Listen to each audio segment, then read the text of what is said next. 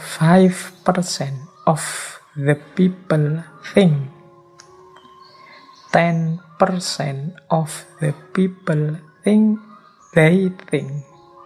And the other 85% would rather die than think. Ini Thomas Alva Edison sedang menyindir kita. Katanya Thomas Alva Edison, hanya 5% masyarakat, mungkin ya hanya 5% manusia yang benar-benar berpikir. Dan ada 10% yang merasa sudah berpikir. Jadi kalau manusia itu dihitung 100%-nya, yang serius mikir beneran itu cuma 5%. Yang 10% itu merasa dia sudah berpikir, padahal sebenarnya ya belum. Tapi dia merasa sudah. Jadi seolah-olah sudah berpikir, padahal belum. Mungkin karena belum ngerti caranya berpikir yang benar, atau tidak ngerti bedanya sudah berpikir apa belum. Ini malam hari ini akan kita bahas. Dan yang 85% would rather die than think. Lebih memilih mati daripada berpikir. Ini maksudnya yang 80% itu tidak mau mikir, tidak mau capek-capek berpikir, tidak mau susah-susah, ruwet-ruwet mikir. Jadi ini jumlahnya ternyata besar, 85%. Oke, yo ini anggap saja quotes-nya Thomas Alva Edison ini provokasi kepada kita, dorongan kepada kita. Mari kita masuk ke grup yang 5% tadi. Hidup dengan landasan pikiran, akal budi, berpikir yang benar. Maka malam hari ini mari kita belajar berpikir kritis. Bagian dari berpikir kritis itu sebenarnya sudah kita bahas sejak minggu pertama. Ketika kita bertanya secara tepat, itu menunjukkan bahwa kita sudah mampu berpikir kritis. Kita bisa berdebat secara baik dan berdialog secara produktif, itu juga bagian dari kemampuan berpikir kritis. Nah, malam hari ini kita masuk ke tema utamanya, yaitu berpikir kritis itu sendiri. Kita mulai sekarang materi pertama kita tentang berpikir kritis. Mengapa kita perlu berpikir kritis? Nah, ini ada, kalau ini jawaban-jawaban yang sifatnya analisis. Kira-kira apa sih yang membuat kita butuh berpikir kritis itu? Apakah tidak bisa berpikir kritis itu otomatis saja? Kita mikir biasa saja kayak orang-orang lain, toh semua orang juga berpikir. Apa ada orang yang tidak berpikir hidup di muka bumi ini? Semuanya juga berpikir. Kalau tidak berpikir, dia tidak bisa hidup selayaknya seorang manusia. Tapi kalau kita renungi, ternyata berpikir itu sesuatu yang sifatnya kompleks. Tidak sesederhana yang kita bayangkan. Ya, secara otomatis kita bisa berpikir. Tapi nanti ada banyak problem, banyak masalah yang memerlukan perenungan lebih dalam. Tidak bisa dijawab dengan berpikir sambil lalu otomatis saja. Perlu tahapan-tahapan, perlu proses-proses. Itu makanya para ulama juga banyak yang menyarankan kita belajar ilmu alat. Di antara ilmu alat itu ilmu mantek, ilmu cara untuk berpikir. Saya kalau di kelas kadang-kadang memberi contoh, kalau kita tidak belajar logika, penyimpulan kita bisa salah loh. Dari logika yang sangat sederhana saja, misalnya kita kan sering memberi contoh bahwa semua manusia mati, saya manusia, maka nanti saya mati. Ini simple. Cara berpikir seperti ini kan nanti kita sebut silogisme. Ini contoh paling sederhana. Tapi misalnya contohnya saya ganti, ini kesimpulannya bisa membingungkan. Misalnya semua bapak adalah laki-laki. Saya laki-laki. Oh, itu kalau pakai teori tadi kesimpulannya berarti, oh kalau begitu saya bapak. Ini, loh itu kalau tadi kok rasanya benar, tapi kalau yang ini kok rasanya ganjel ya. Semua bapak laki-laki. Saya memang laki-laki, tapi kan tidak mesti saya bapak. Salahnya di mana ya? Ini ada kaidah logika yang dilanggar. Jadi ngertinya dari mana yo? Teman-teman belajar lagi tentang logika. Ini salah satu sebenarnya ilustrasi bahwa lo berpikir itu juga harus ngerti caranya. Ngerti jalannya. Oke, itulah antara lain gunanya berpikir kritis. Nah, di situ saya tulis ada beberapa alasan kalau mau dicari mengapa kita butuh berpikir kritis. Yang pertama, berpikir itu sifatnya eksistensial. Keberadaan kita sebagai manusia itu di antara kunci pencirinya dengan semua makhluk hidup yang lain adalah kemampuan berpikir. Para filosof zaman dulu mendefinisikan manusia itu sebagai binatang yang berpikir. Nah, ini berarti penciri utamanya manusia itu berpikir. Sehingga kalau manusia kehilangan kemampuan berpikirnya, dia berada dalam bahaya. Mungkin dia jatuh ke ranah kebinatangan sehingga hidupnya tidak tertib, tidak tertata, isinya hasrat, ambisi, tidak cerdas, sering jatuh dalam kekeliruan, kesalahan, atau juga jatuh ke ranah asfala safilin, kalau bahasanya Al-Quran bahkan lebih rendah dari binatang. Nah, ini jawaban eksistensial yang pertama. Manusia itu ya secara eksistensial memang butuh berpikir. Yang kedua, selain bahwa hakikat mekanisme kediriannya adalah berpikir, manusia juga punya fitrah kebenaran. Fitrah kebenaran itu manusia itu kediriannya berkait erat dengan adanya kebenaran. Manusia itu gelisah kalau keliru. Manusia itu gelisah kalau salah. Kita kan kadang-kadang jelas-jelas salah, tidak mau disebut salah. Karena memang manusia itu selalu ingin ada di ranah yang benar. Nah, ini fitrah. Berarti apa? Yang bisa membawa kita kepada kebenaran itu nilainya penting bagi manusia.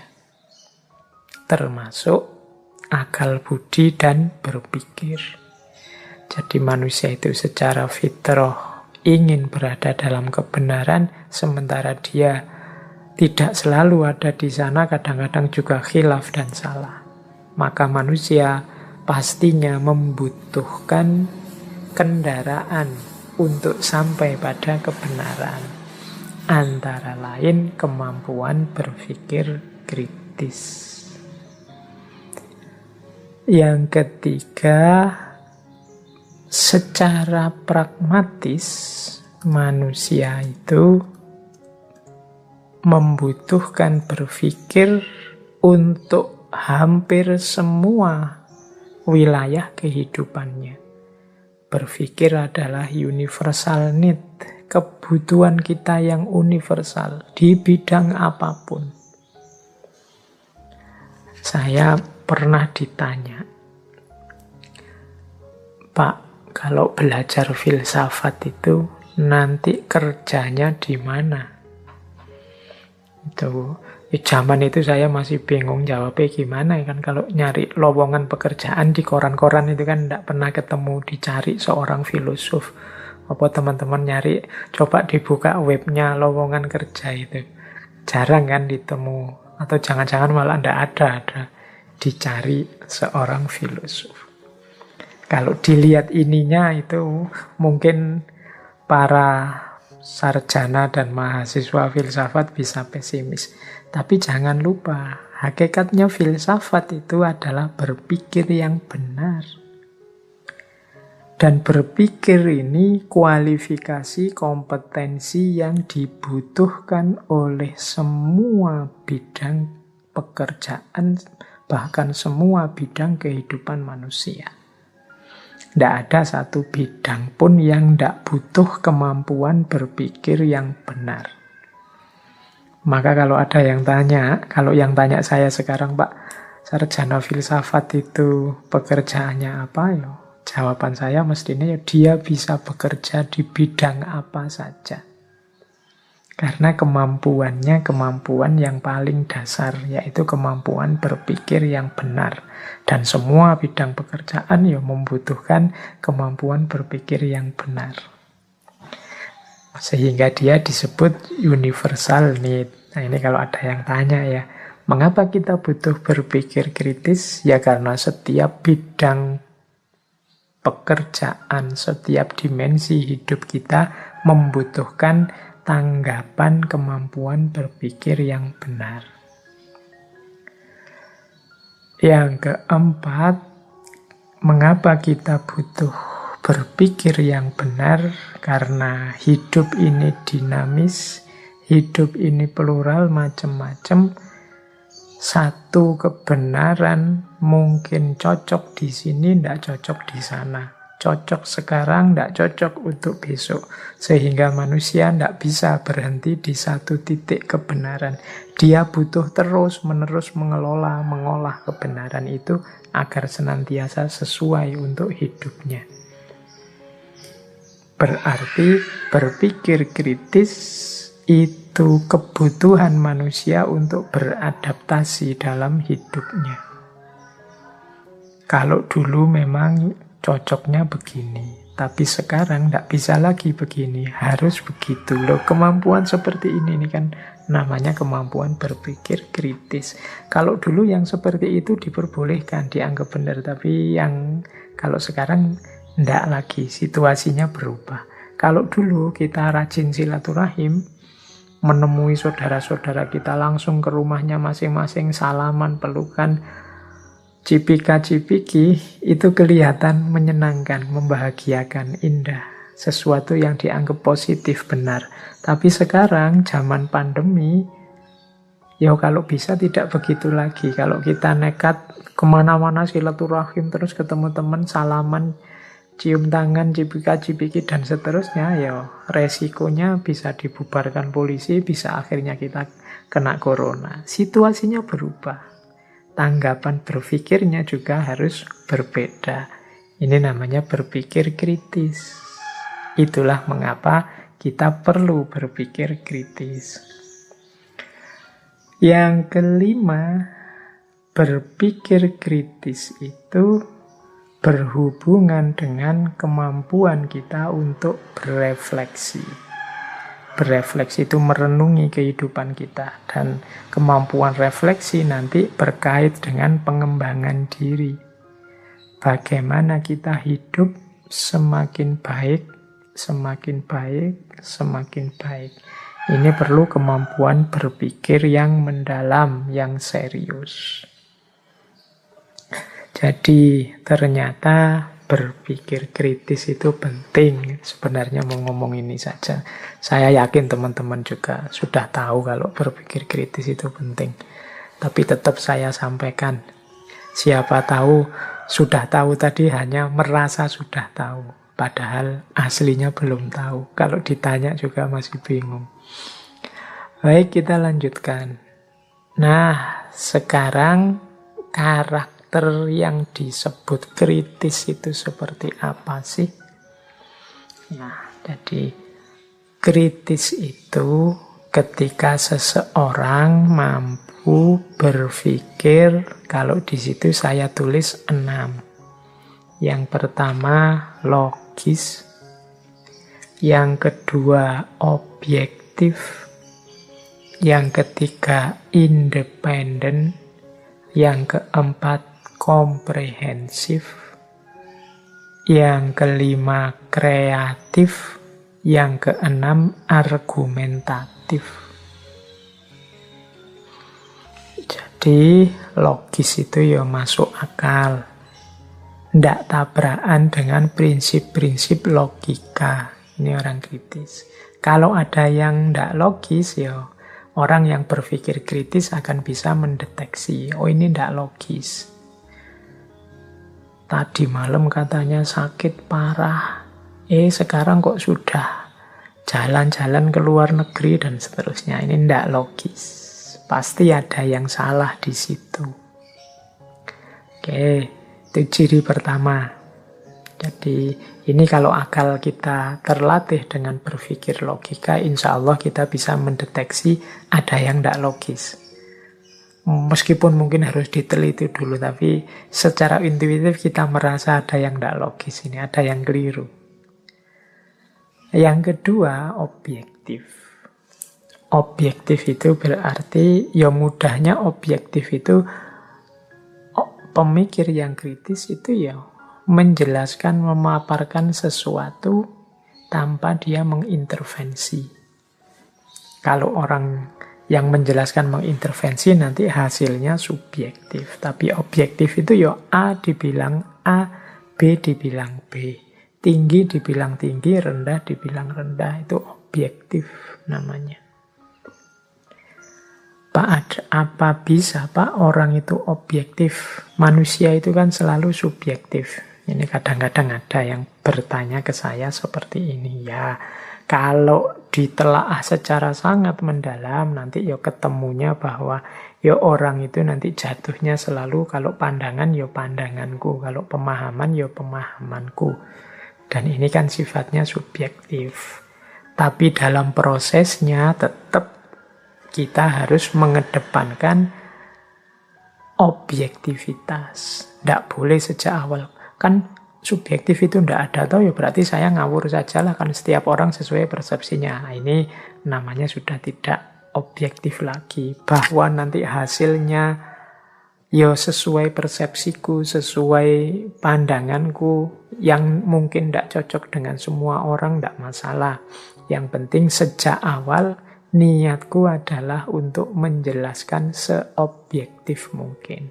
Aku sudah berusaha untuk diriku tidak ikut campur dalam penjelasan ini, menjelaskan apa adanya. Nah, itu objektif. Bahwa nanti hasilnya ya agak masuk-masuk dikit subjektivitasnya, ya itu manusiawi. Tapi tidak boleh sejak awal niatnya niat subjektif. Pokoknya ini kan hakku, jadi aku menyimpulkannya suka-suka aku. Nah, ini berarti sejak awal memang tidak niat menemukan kebenaran. Yang ketiga, independen. Independen itu lanjutannya objektif tadi. Tidak bias, tidak dipaksa orang, tidak dipengaruhi orang. Memang hasil temuannya sendiri tanpa disetir oleh apapun atau siapapun. Ini namanya independen. Yang keempat, komprehensif. Komprehensif itu ya utuh, dilihat semua, direnungi semua, dipikirkan semua, tidak milih-milih. Tidak hanya melihat bagian ini saja atau bagian itu saja, tidak. Komprehensif. Misalnya membahas tokoh siapa, ya dilihat komprehensif. Tidak bias, berarti tidak independen atau dipilih-pilih. Saya milih bagian ini saja, saya milih bagian itu saja. Nanti sebenarnya ini orang baik, tapi untuk kepentingan penelitian saya ya harus saya pilih bagian jeleknya saja. Biar tesisku tidak gugur, biar hipotesisku benar. Nah, ini berarti tidak komprehensif, dia milih-milih. Kemudian yang kelima, kreatif. Dan yang keenam, argumentatif. Kreatif itu kemampuan memproduksi gagasan-gagasan baru. Kalau argumentatif itu menyatakan apapun punya alasannya. punya dasarnya, tidak ngawur, itu argumentatif. Jadi kalau teman-teman menyampaikan sesuatu, terus orang banyak alasannya apa, dasarnya apa. Nah, kalau kita bisa menjawab, berarti kita itu orang yang argumentatif. Bisa memberi argumen. Kalau ngomong berarti tidak ngawur.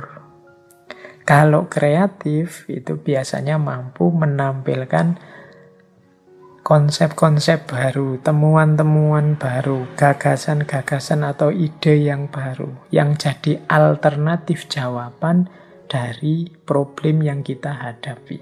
Itu kemampuan, tergolong kemampuan kritis juga. Jadi ternyata kritis itu logis, berarti yang tidak logis tidak masuk kriteria kritis. Objektif, berarti kalau sejak awal sudah tidak objektif untuk kepentingan-kepentingan tertentu, ya perlu dikritisi. Kalau sudah objektif, sudah kritis. Kemudian yang ketiga, independen, tidak bias, tidak penuh kepentingan di luar kebenaran. Yang keempat, komprehensif, melihatnya utuh. Yang kelima, kreatif. Dan yang keenam, argumentatif. Jadi kalau teman-teman ingin membangun diri jadi sosok yang kritis, kalau mahasiswa ya mahasiswa yang kritis, kalau pegawai ya pegawai yang kritis, tampilkanlah diri kalian sebagai sosok yang logis, objektif, independen, komprehensif, kreatif, dan argumentatif. Terus kita lanjutkan. Nah, ini beberapa catatan dulu sebelum kita masuk ke ciri-ciri dan lain sebagainya tentang berpikir kritis. Berpikir kritis itu tidak sama dengan menghafal atau sekedar mengumpulkan informasi. Jadi beda, kalau menghafal atau mengumpulkan informasi, ya memang hanya mengingat-ingat dan mengumpulkan saja. Sementara berpikir kritis itu tidak berhenti di situ. Jadi memiliki daya ingat atau memiliki banyak pengetahuan itu tidak serta-merta membuat seseorang menjadi pemikir kritis. Meskipun kalau kita berpikir kritis, pasti kita butuh banyak informasi, banyak pengetahuan. Tapi yang banyak informasi, banyak pengetahuan, tidak serta-merta kemudian pemikirannya tergolong pemikiran kritis. Pemikiran kritis atau berpikir kritis itu setidaknya cirinya 3. Mampu memilah-milah dan mencari sumber informasi yang relevan. Yang kedua, mampu memanfaatkan informasi untuk memecahkan masalah. Dan yang ketiga, mampu menarik kesimpulan dari serangkaian fenomena. Ini baru kritis. Berarti kritis itu ya iya, mengumpulkan informasi, tapi dia bisa milih mana informasi yang cocok, mana informasi yang tidak cocok. Mana informasi yang sesuai, mana yang tidak sesuai, mana yang dibutuhkan, mana yang tidak dibutuhkan. Nah, ini berarti sudah kritis, tapi kalau hanya sekedar pokoknya informasi apapun saya ingat-ingat, saya kumpulkan, saya hafal. Tidak jelek, tapi belum masuk kategori kritis. Dan ciri yang kedua, kritis itu berarti mampu memanfaatkan informasi untuk memecahkan masalah. Jadi informasi tadi yang sudah dipilih, yang cocok, yang relevan dengan masalah, kemudian digunakan untuk memecahkan masalah. Jadi kemampuan problem solving itu bagian dari kemampuan berpikir kritis. Dan yang ketiga, berpikir kritis itu menarik kesimpulan dari serangkaian fenomena. Jadi ada pengetahuan ini, pengetahuan ini, pengetahuan ini. Terus disimpulkan, oh berarti Maksudnya itu sedang terjadi ini, toh ini kesimpulan.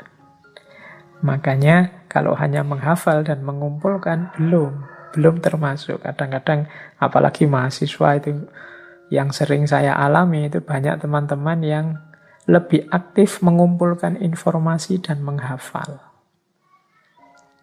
Kemudian kalau pas diskusi di forum-forum itu aktif sekali bicara, mengeluarkan apa yang selama ini dihafal. Nah, ini sebenarnya bukan salah sih, cuma hanya setengah dari langkah yang dibutuhkan. Jadi dia sebenarnya harus melanjutkan dengan berargumentasi, memilih data yang relevan, dan menarik kesimpulan. Jadi memilih data yang relevan itu berarti ya tidak semua data yang dia miliki dikeluarkan. Ini forumnya apa dulu, temanya apa dulu, penting atau tidak data yang mau saya sampaikan. Itu kan dia pinter milih data, tidak sekedar pokoknya hafalannya apa itu yang dikeluarkan. Kemudian yang kedua, mampu mengelola data untuk menyelesaikan masalah. Jadi tidak sekedar menurut teori ini bla bla bla bla, tokoh ini ngomong begini, terus titik, enggak. Tapi ditarik teori dan konsep ini untuk menyelesaikan masalah yang sekarang sedang dihadapi. Ya tentu saja dengan pola tadi, kesimpulan. Oh, kesimpulan saya berarti orang sholat di masjid itu sekarang harusnya begini. Nah, itu namanya berpikir kritis. Tidak sekedar menghafal dan mengumpulkan informasi. Awas keliru.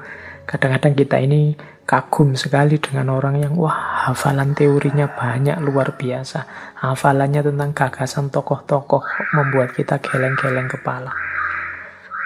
Ya, hafal itu memang mengagumkan, tapi dia baru setengah langkah untuk masuk ke ranah berpikir kritis. Untuk mendayagunakan pemikiran kita plus informasi yang kita punya sebagai jalan untuk problem solving. Jadi yang pertama diingat-ingat ya, berpikir kritis berarti tidak cuma menghafal atau mengumpul informasi. Yang kedua, berpikir kritis itu tidak sama dengan berpikir kritik atau mengkritik. Apalagi mengecam, mendebat, enggak. Kritis dan kritik ya rasanya memang sama. Tapi berpikir kritis ya enggak melulu isinya kritik. Ya bagian tertentu dari berpikir kritis itu ada yang namanya kritik. Ketika mungkin sesuatu tidak pas, tidak sesuai, nah itu kritik.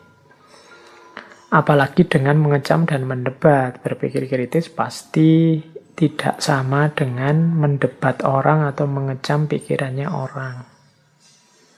Jadi ini harus dibedakan antara kritis dan kritik, apalagi kritis dan mendebat, mengecam. Berpikir kritis itu ya yang depan tadi, bagaimana kita mengungkapkan gagasan secara argumentatif, kemudian mampu melakukan problem solving dengan gagasan kita, dan pas cocok gagasan kita itu dengan situasi yang terjadi. Nah, itu yang disebut berpikir kritis. Ya, sebagian dari berpikir kritis itu adalah mengkritik.